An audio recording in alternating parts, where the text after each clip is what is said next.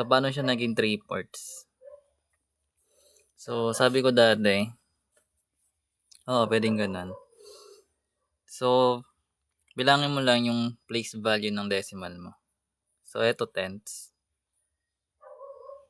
Then, eto hundreds. So, ngayon, sabi natin, kung nasa hundreds place yung dulong number mo, naka-over 100 yan. So, yung 75 lagay mo. Then ngayon, lowest term mo lang sila. So, basically, pwede mo ito ma-divide sa 5. Pero kung kaya mo siya i-divide sa mas malaking number, gagawin mo.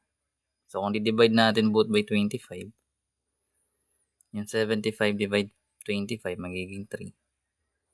Then, yung 100 divide 25, magiging 4.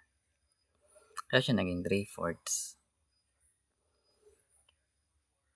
So, kunyari, meron ka namang ibang numbers. Nakadepende kasi. Kung tenths place lang siya, edi over 10 ka lang. Ganun siya ginagawa. Gets out. Ano pa? Hindi. Subscribe na kayo, guys. Fraction to decimals. So, for example, anong gagawin? Dali. Ayun, panoorin yung mga vids ko sa YT,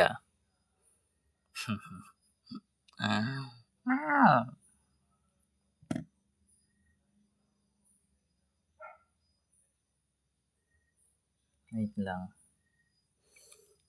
Yeah, meron ka King Henry's. Wala. Ay, parang meron yata conversion. Ewan ko. Check mo yung conversion. Pero I think wala. Pero malay mo meron. Hindi ko alam. Ang dami na nakalagay dun eh. Hindi ko na mga pisado na yun nandun.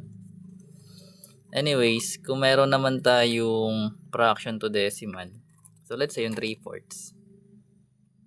Gagawin natin siyang 0.75.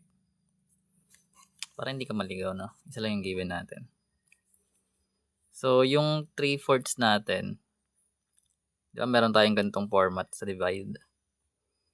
Yung numerator mo, siya lagi nasa loob. Then yung divisor mo, siya yung pang-divide sa labas. So, pag nag-divide tayo, di ba, inauna natin basahin yung sa loob. Papunta sa labas, like 3 divided by 4. Ito, 3 divided by 4 din yan. Anyways, so kapag mas maliit yung number mo dito, kaysa sa number na nasa labas, maglalagay ka lagi ng 0. Taas nun. So, 3 divide 4 is 0. Then, 0 times 4 is 0. Then, subtract mo yon. Then, 3 minus 0 ka, magiging 3 siya.